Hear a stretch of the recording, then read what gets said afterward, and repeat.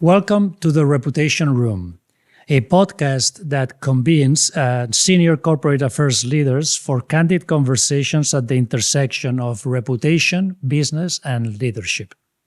I'm Javier Bosch, and I've spent more than 20 years working in communications and corporate affairs across agencies and in-house and across multiple geographies.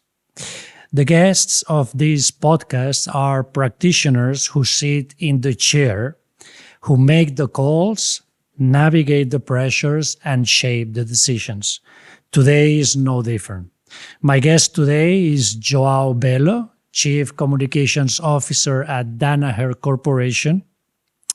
I find it fascinating that a kid born in Angola and raised in a small town in Portugal is now the Chief Communications Officer of a corporation with a global portfolio of life sciences, diagnostics, and biotechnology companies that operate behind the scenes of everything we consider modern healthcare and science. I'm genuinely glad you're here in our first episode, Joao. How are you? I'm very good, Javi. How are you? I'm good. Wonderful Thank to you. be here. So yeah, let's get to it. Before we get into the substance, when people misunderstand corporate affairs, what do they usually get wrong? Well, I think the function has changed dramatically over this last few years. People still think about it as they think about it in terms of the outputs. And today, corporate affairs, it's all about enterprise risk and value management. There's a lot of most of the work we do these days is to protect decision quality at the top of the company, especially when facts are incomplete and the pressure is high. And it's almost like at the senior level, the function is so much less about those outputs, messaging, press releases, name your output, and so much more about sense making across stakeholders, regulators, media, and society. So it is, in fact, significant change from what it used to be, and I think people are still stuck into that idea of the corporate affairs of 30, 20 years ago. I see. You're pointing out to a couple of things that I would like to address later on. One of them being the notion of judgment. So let's table that for a second. So take me back to how you came into where you are today. Was it deliberate, or did you arrive by accident? I did not have a plan, or certainly not how it turned out. And I think, as many other people, it was completely accidental for me. I was a journalist, and I wanted to continue to be a journalist. I love the journalist world. But of course, pay was so much better in the corporate world. So when the offer came, I was pragmatic and I wanted to try something completely different. So I moved, as journalists would call it, I moved into the dark side. And then I stayed on the dark side for many years. Turns out that it's not as dark as people could think. What moved me through the ranks was something completely different. I was on my fourth or fifth year in the corporate world when I got a chance to manage a P&L. And these were the dot-com days, and we were trying to monetize content. So the first experiences into monetizing content, and that work of managing a P&L really changed who I am. And I fell in love with it. And it changed my entire approach into communications. I realized that who I am is really I'm really a business leader. Communications happens to be what I do. I could be doing something else, but it has been so much more about that mindset of being a business leader than about corporate affairs itself. So managing a P&L was completely pivotal for me, and it has been I realize somewhat as a surprise that, you know, the closer to power the role is, the more that approach of a business leader kind of makes a difference. And I think that's really what changed it for me, and somehow made me somewhat successful in my career. Your career spans a period of a lot of change for the function. What does the job demand today that it simply did not 10 years ago? I think it's fundamentally different. I think the job today has shifted dramatically into something completely different.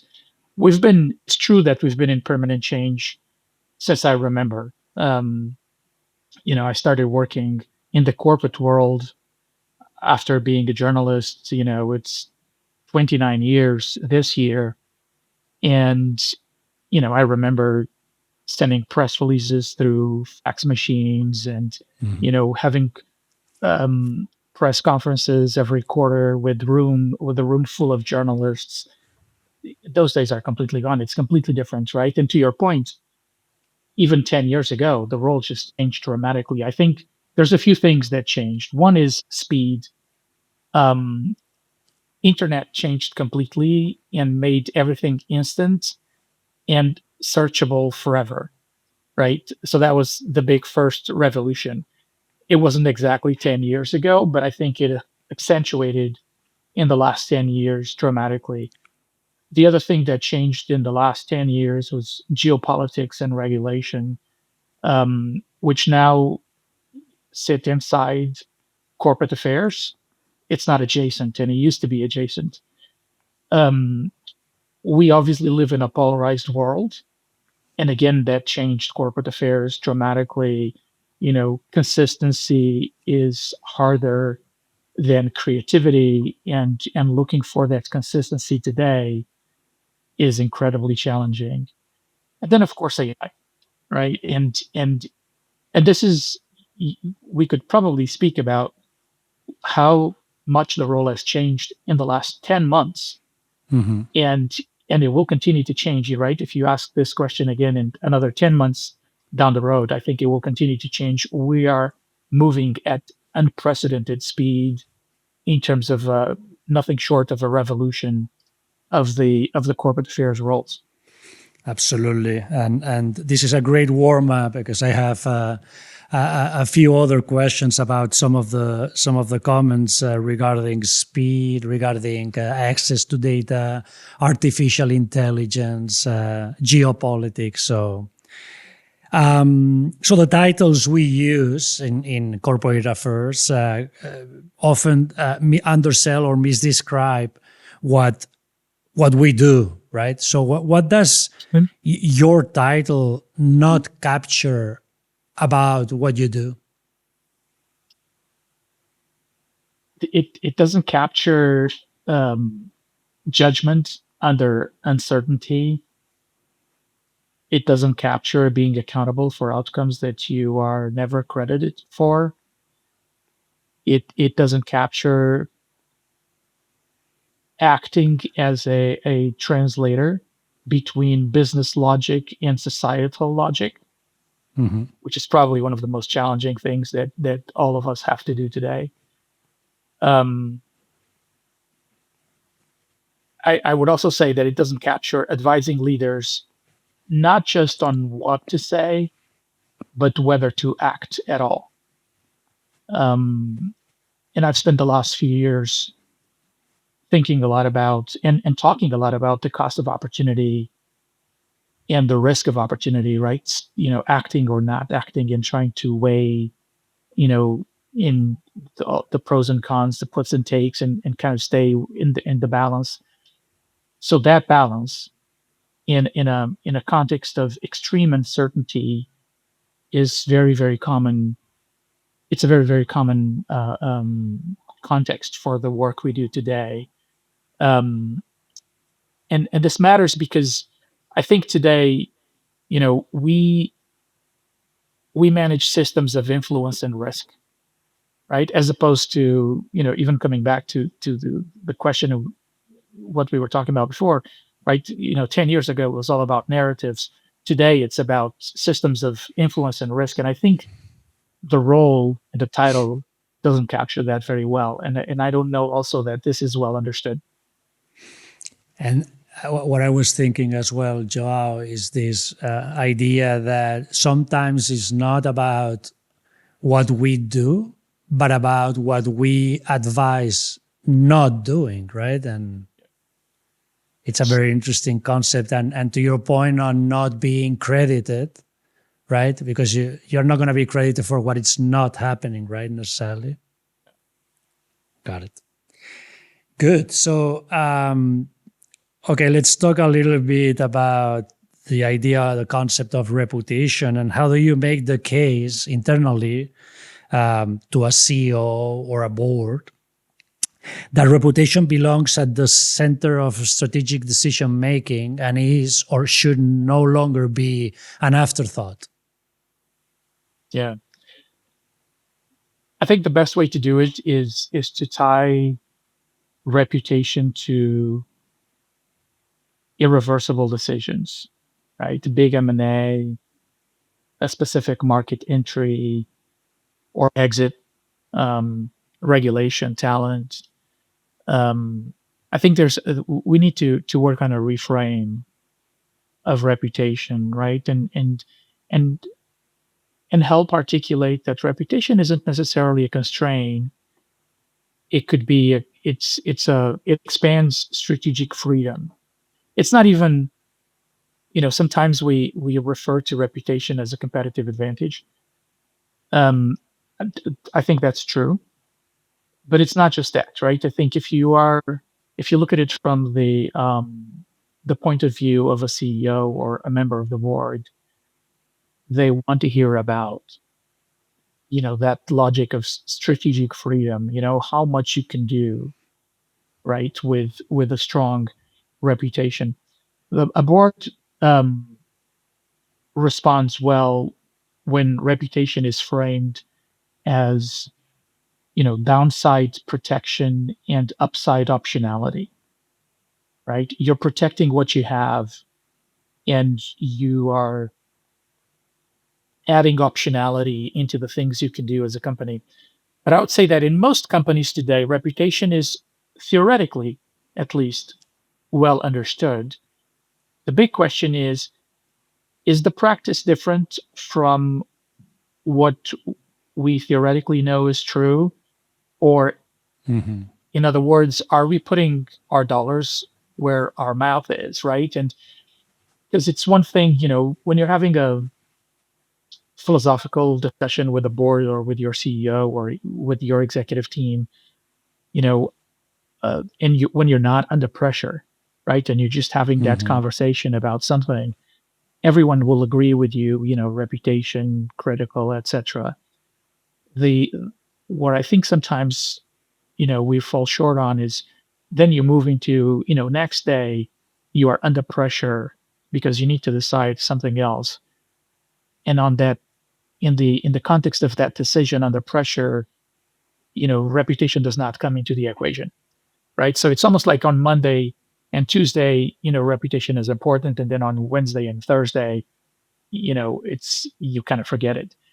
And I think that consistency is a critical aspect that chief corporate affairs officers need to continue to push for. And that's a great measure of success, Joao. If Wednesday reputation is the most robust and aligned concept across the executive team, and on Thursday a crisis kicks in and everything goes off the window, that's not good, right? So if Thursday under that pressure you guys are still aligned on that importance, then you succeed, right? Yeah, yeah, absolutely. Good. I love this idea of reputation giving companies license to operate. But I want to go back to something you just said, which I loved, is on the downside, you are protecting the company if you do a good job from a reputational perspective. On the outside, you are giving optionality. So now this idea of license to operate strikes me more as the downside option. Would you agree with that?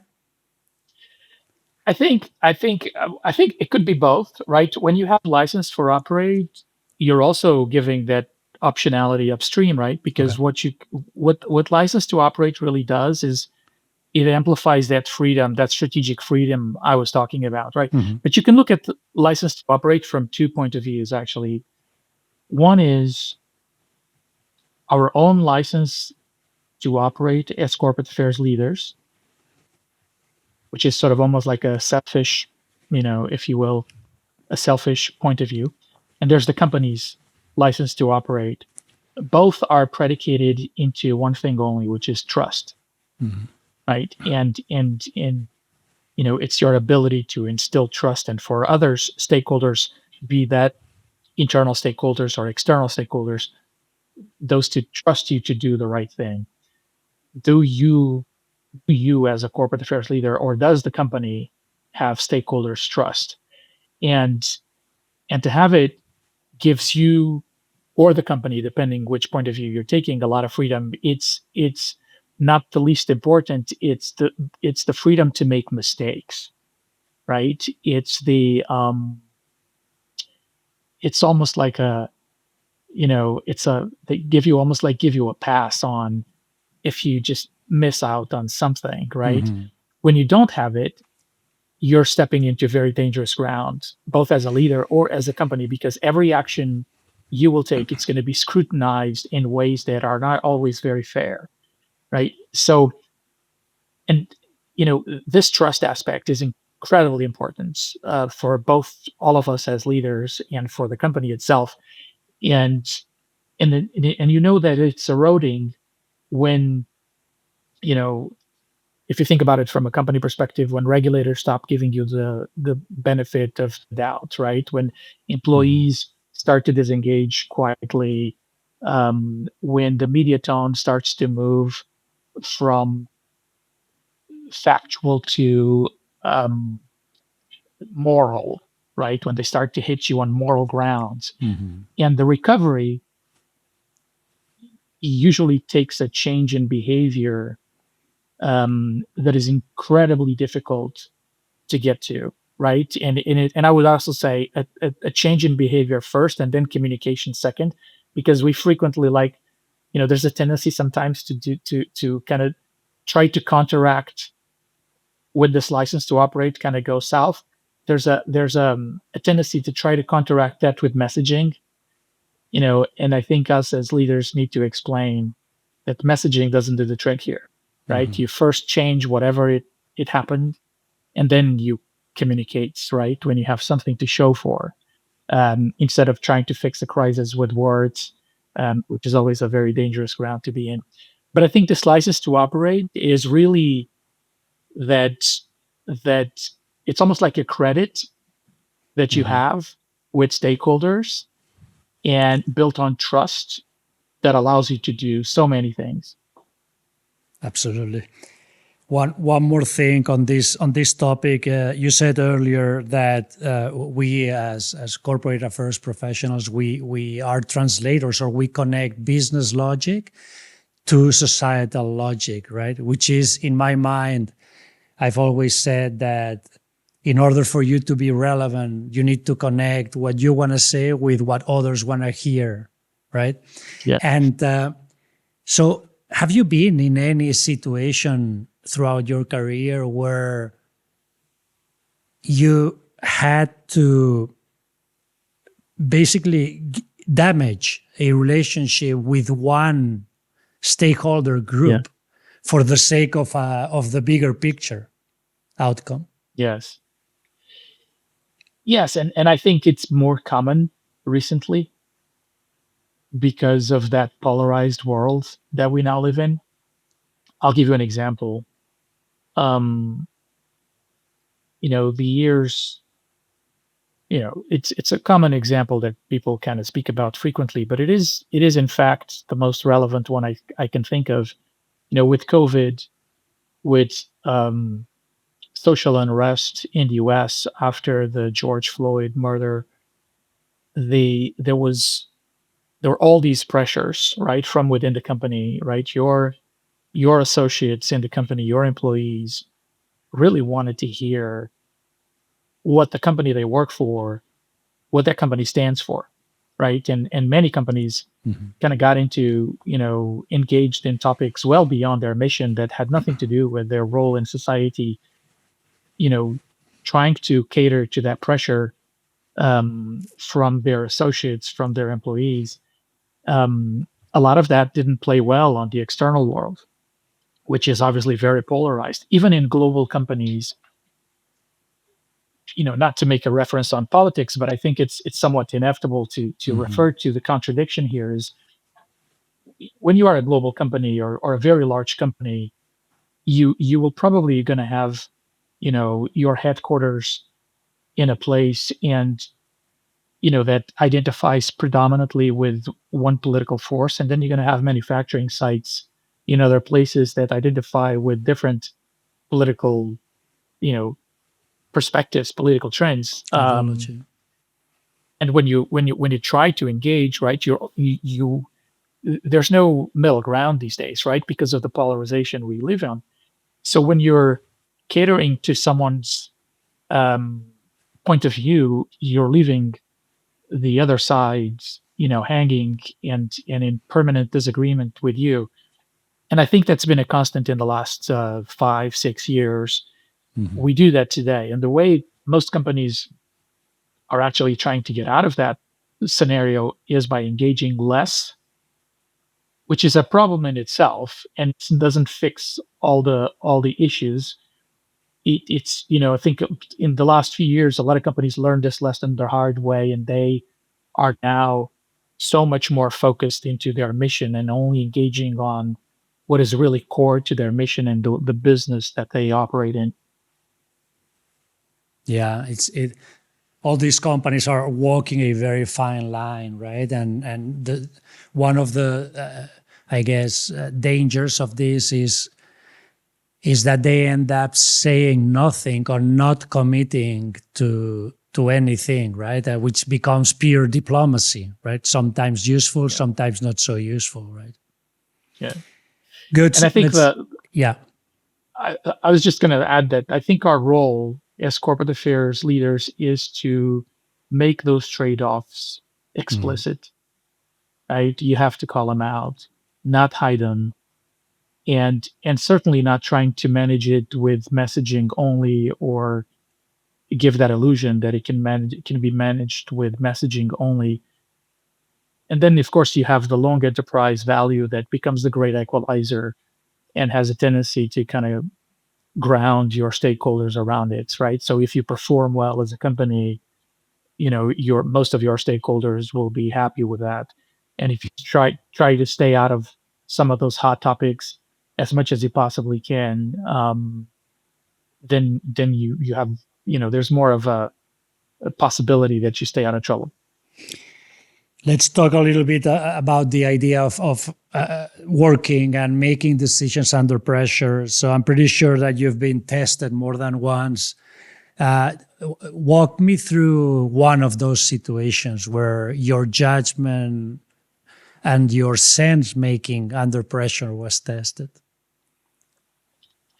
I think um, I think there's been plenty. In my personal situation, I'll give you usually and kind of putting the COVID days aside, those were I think formative for most of us as corporate affairs leaders. But what I find that pressure very frequently is in big M&A.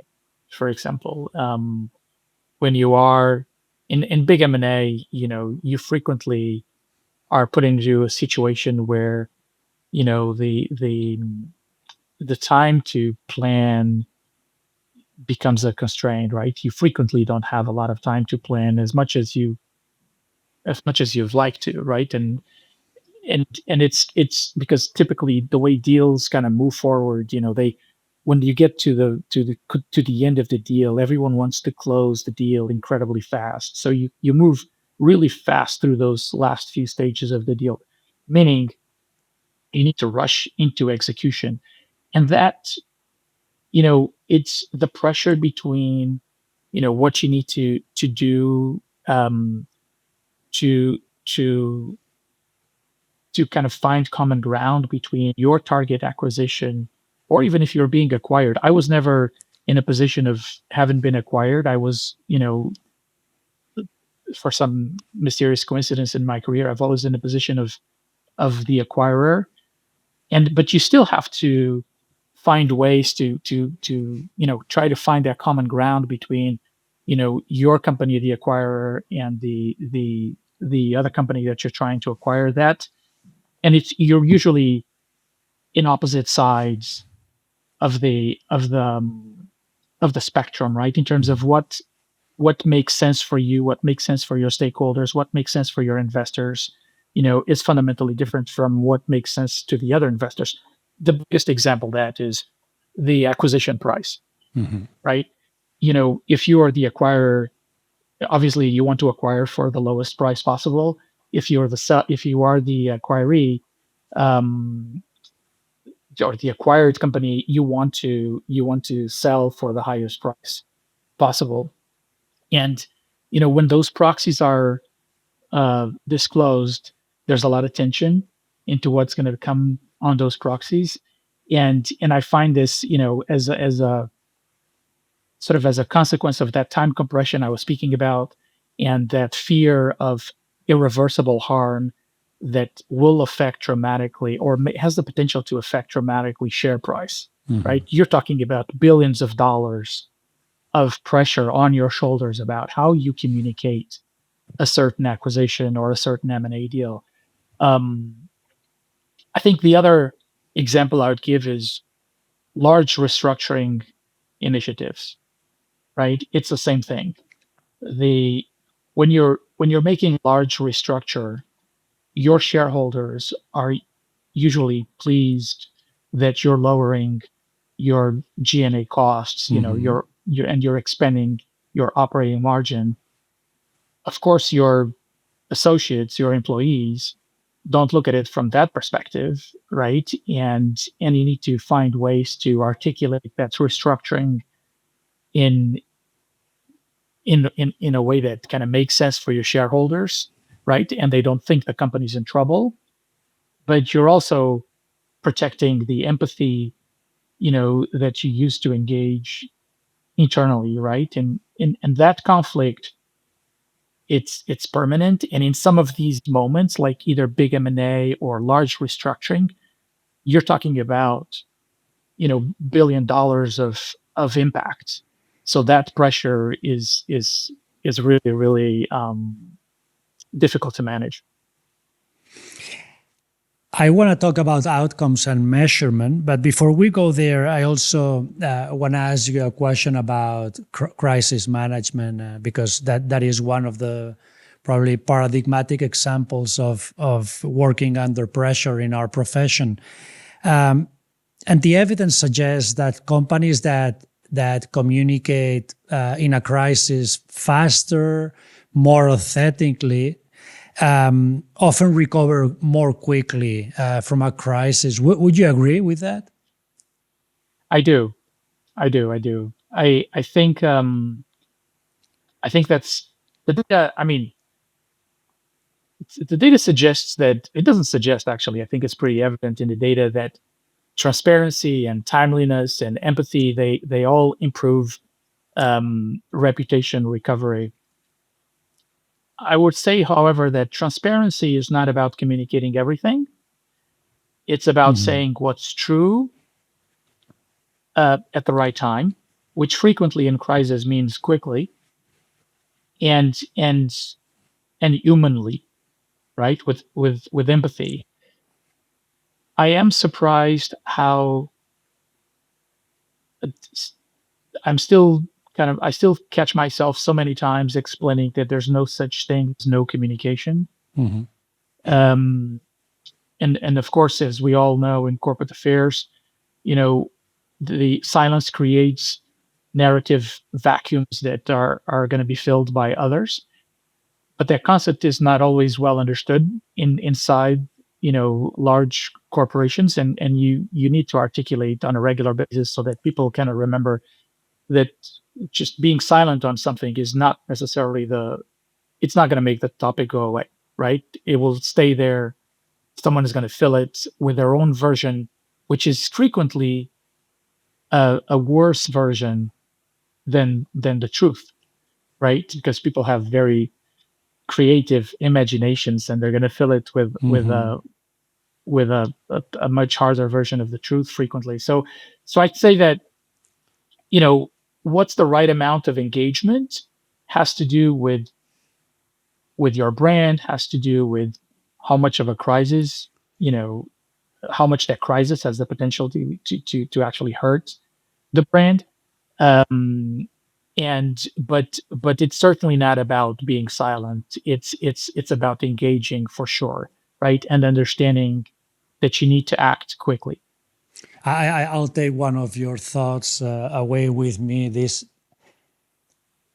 transparency doesn't mean speaking too much. It may mean saying, I don't know, give me time to figure it out, right? But you need to earn 100%. your right to say that, right? Yeah. Yes, and if you have that trust, that license to operate we talked about before, stakeholders are likely to accept that. To give you right? When you that. say exactly. Yeah. Got it. Okay, let's talk outcomes and measurement. Yeah, I think you've heard me more than once say that when you and I started our careers, what we did was an art. Today, what we do is much more a science than an art. Tell me more about that. What are your thoughts on that? Well, I fully agree. This is probably the area in corporate affairs that I think can drive more competitive edge for all of us and for our teams. And it's frequently, it's actually where I've spent most of my time in the last 5 years. But in spending so much time in this in the last 5 years, I would also say that, I learned a few lessons, and one is that it's the risk of confusing measurement with meaning. What I mean by that is that, meaning lives upstream of metrics. In senior corporate affairs work, the highest value outcomes are often invisible by design, right? It's that story that never becomes a scandal. It's that regulator that gave you the benefit of the doubt. It's that board decision that avoided an irreversible reputational cost. It's that CEO choosing not to act publicly that we were talking about before. And these rarely show up cleanly in dashboards, but they are exactly what reputation leaders are paid for. So corporate affairs is becoming more scientific. It's true. We deal with a lot of data. We have so much data to help us do our jobs and to make the right decisions. But the judgment, right, to help us to make those decisions remains irreducibly human, right? And this is not an argument against measurement at all. It is an argument that the metrics should serve that judgment, not replace it. The data should inform the strategy, not define it, right? And our profession must get better at connecting metrics to decisions and outcomes, not just reporting them. And I think this distinction between measurement and meaning is where senior credibility is won or lost. I fully agree with you. What do you think about, so because this shift from art to science, in my career, I've observed that this creates a lot of resistance among your own teams. There's people who are embracing it. Some other people will never walk away from that fluffiness that corporate affairs was historically associated with. Are you seeing that too? And what's your word of advice for the people out there? I'm still seeing it. In fact, I wish we we have gotten away from that, but it's still there pretty much. I see it every day. I think I think it, I think it takes a shift in the way people think, right? And transparently, some people are going to are capable of making that shift, and others are not.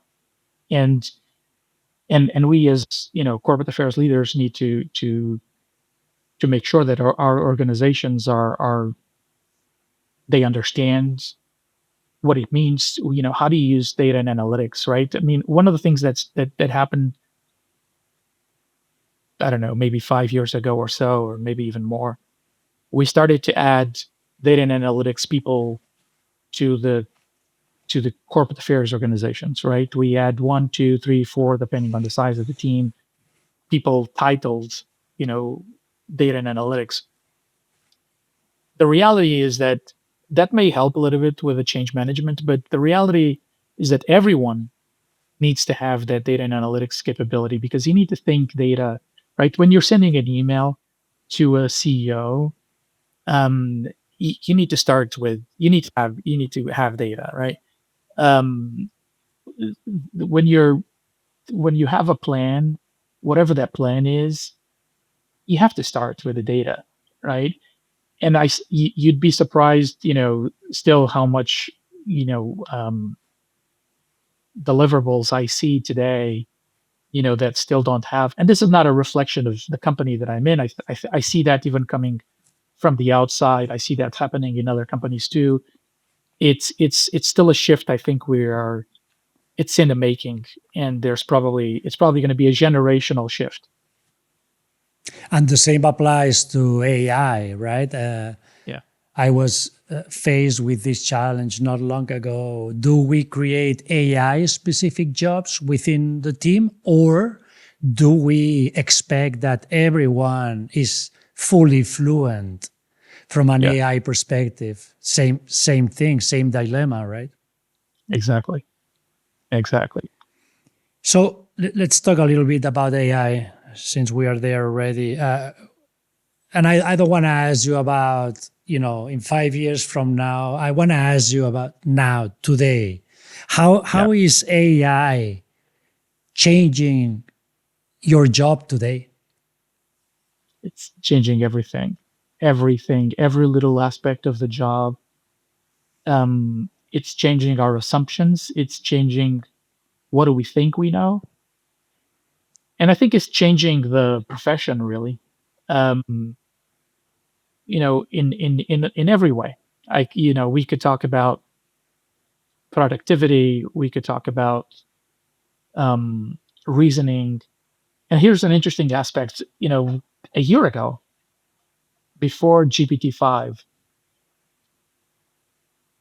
if you'd asked me the question, I'd probably say, "Oh, AI is going to help you with productivity. It's going to give you sort of an average for a large corporate affairs organization. It's probably going to give you, in average, 30% gains in productivity," which is in itself already an interesting challenge, right? If you say you have a team of 100, now you have a team of 130. What are you going to do with those additional 30 people, virtual 30 people? Um, with GPT-5, that changed dramatically into reasoning. So it's not just changing productivity; it's fundamentally shifting how you strategize. I'll give you an example. Um, in my last company, we spent close to $2 million developing a tool um, that in at Danaher I developed with AI in a little more than 2 weeks at zero cost, Mhm. right? And and that changes, if you think about it, sort of of course it changes your deliverable, it changes the quality of the deliverable, it changes how fast you can get to these deliverables that are typically business sensitive, gives you that competitive edge that I was talking about before. But if you think about it downstream, it will change, what it is changing, to your point about today, right? It's already changing your structure, right? The talent you need, how you um, how do you put that talent together, right? What's your organizational chart? Because your needs in terms of capabilities shifted dramatically. Um, so simple things like message testing that used to take months to get to, now you can do it in 20 minutes. um, Planning, monitoring, automation, measurement. You can manage. You can have 24/7 dashboards that will Mhm. tell you whether or not you are on strategy, right? By monitoring all your outputs as a company, and associated with a large language model that is monitoring everything and will tell you, and it's also trained on your strategy, Mhm. and can sort of overlap the two things and tell you, well, you're on strategy, or you actually need to make a shift a little more to the left or a little more to the right. All that data, all this is it's not available tomorrow. It is today. Um, and but it's still interesting. I've been recruiting a lot of people, and sometimes I interview candidates that will tell me, it just happened actually recently, a candidate from a mid-sized pharma company that, when we got to that AI part of the interview, the candidate acknowledged that, well, you know what, in my company, we're still not authorized to use AI. And this was Uh-huh. just a couple of months ago. Mhm. So it is, you know, it's happening now. All these things are available. I think a lot of companies are making the shift, but there's also a few companies that are not. Yeah. A couple thoughts on that. One is, and this tells me something about how you think, Joao, because you were talking about productivity and AI, and you were talking about 30% increase as an example, right? But what you said was that means that we are going from 100 to 130 in productivity. You didn't say that that means that you are going from 100 to a 70, right? So you are thinking in terms of increasing rather than subtracting, right? Which is nice to see. So because and that connects with the second thought, which is AI is no longer a competitive advantage in my mind. It's just a must, right? And what used to be a promise only one Yeah. year ago, today it's just something that everyone needs to incorporate and integrate. I think it could be a competitive advantage if you're using the full power of AI, Exactly. because a lot of companies are still not at that stage.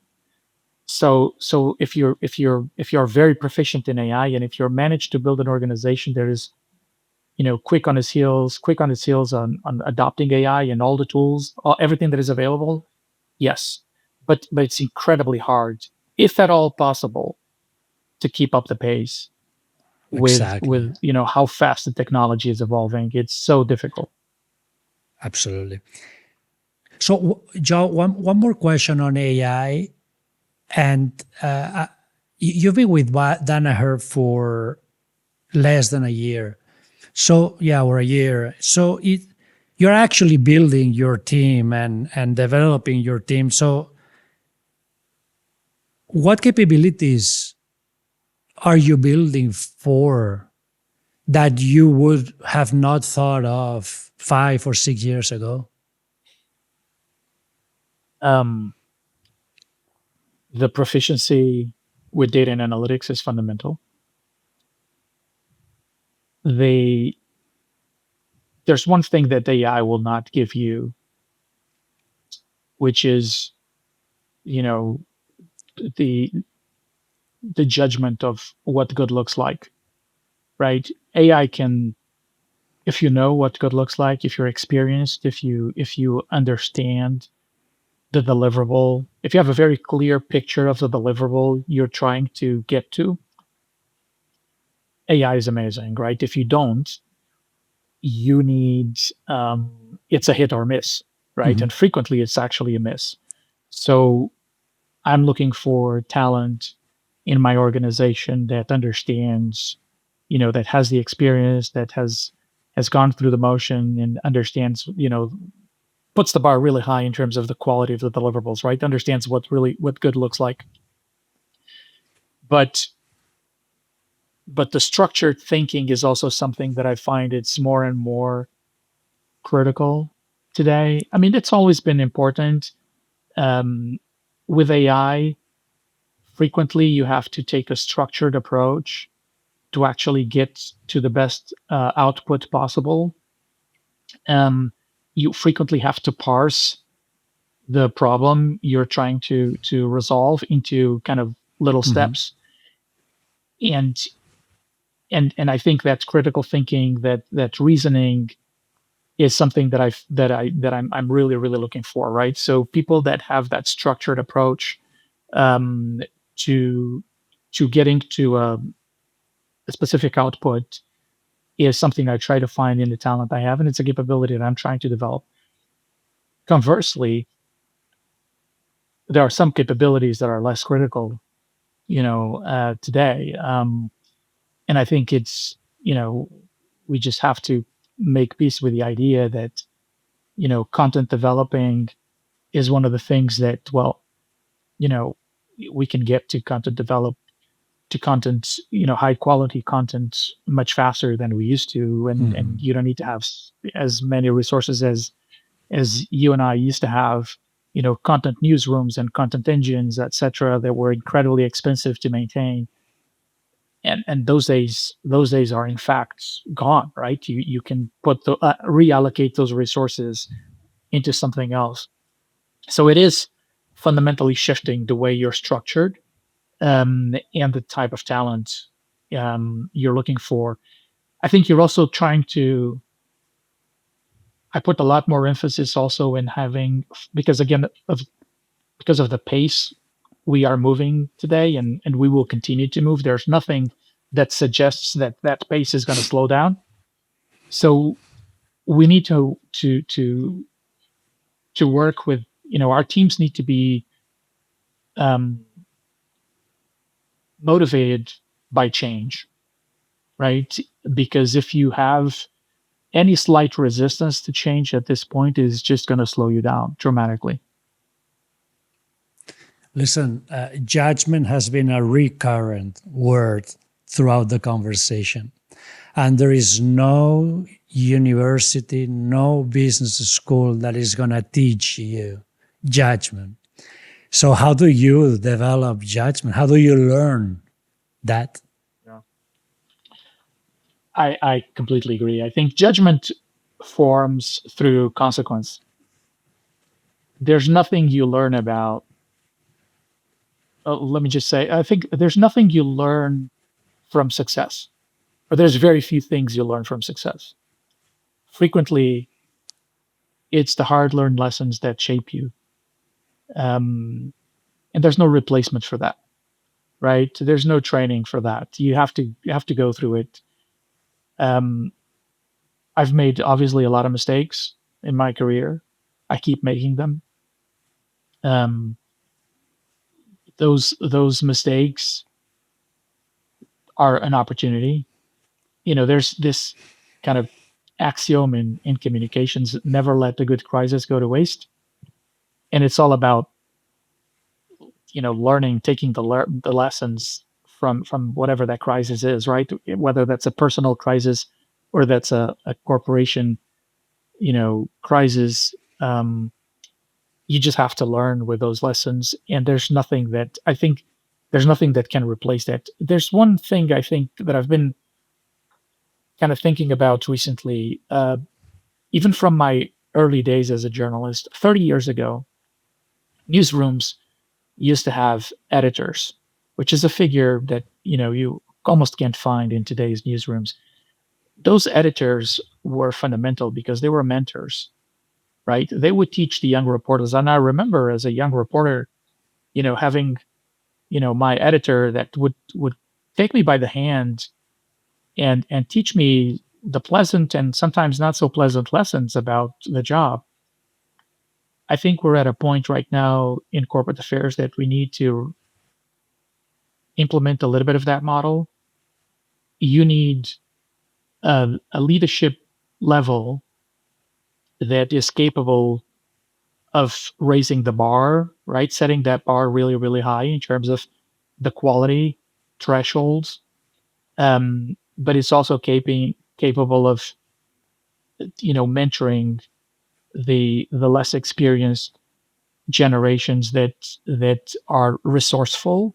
They have no problems with AI. They have much less issues with data and analytics, but they still don't know what good looks like, right? So there's that match that may come from mentoring that I think plays a role there. But again, there's no replacement for living through the experience. Your relationship with the CEO, I was thinking being part on executive team also comes along with telling your CEO or having sometimes difficult conversations with your CEO, right? And how do you handle those situations where you have to say something that he or she may not want to hear? Yeah. I'll start by saying that every CEO is a little different. Of course, they have, most of them have strong personalities. Those personalities are different in type, and you're going to find CEOs that are, looking for your opinion, and that's a little easier. And you're going to find CEOs that are not necessarily, tapping you on the shoulder for your opinion all the time, and you have to break through that trust, right? That relationship is built through reliability. It's built through, to your point, candor. It's built through context, not spin. Um, and I think saying the hard things early helps build trust, um, and saying them late erodes that trust. But your point, it's not always an easy conversation, right? It's actually frequently not an easy conversation. Um, when you're trying to sway a CEO into one specific direction that is often coming back to that, to your earlier point in the conversation about hanging in the balance between different stakeholders' perspectives, right? Mhm. And frequently, we were talking about making those decisions with uncertainty. Advising the CEO comes in the middle of all of that, right? So when you're going to have shareholder pressures, and you're going to have associate pressures, and you're going to have societal pressures, and helping the CEO seeing that picture, um, it comes with, you got to build that trust before, right? And that trust is, like I said, is gained through having those tough conversations and being candid about stakeholders' points of views, and certainly not to. There's a tendency, I think, still to this day, in many corporate leaders to be people pleasers, um, and that doesn't help with building those relationships. Good, really good point. We're going to be wrapping it up, Joao. Couple more questions. One is we've covered a lot of ground today. Is there anything I didn't ask you want to talk about?